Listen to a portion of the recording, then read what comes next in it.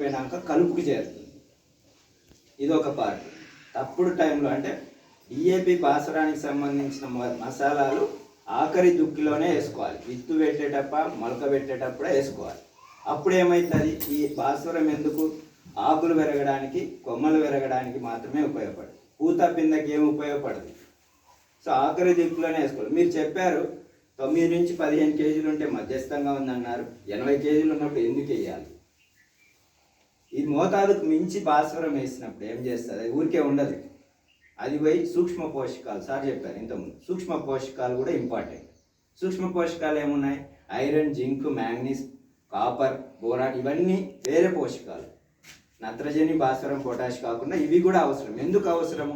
పూత రావడానికి, వచ్చిన పూత పిందె కట్టడానికి, పిందె సరిగా పెరగడానికి, కలరు, నాణ్యత, దిగుబడులు ఇవన్నీ పెరగడానికి సూక్ష్మ పోషకాలు అవసరం. అది భాస్వరం ఎక్కువ అవడం వల్ల ఈ రెండు అతుక్కుపోయి మిక్స్ అయిపోయి మొక్కకు అందుబాటులో టెస్ట్ చేసినప్పుడు బయటపడుతుంది, కానీ మొక్క పీల్చుకోలేని పరిస్థితి. ఇక్కడ మనం ఏం చేయాలి? ప్రభుత్వం వారు గత 10 సంవత్సరాలుగా జీవన ఎరువులు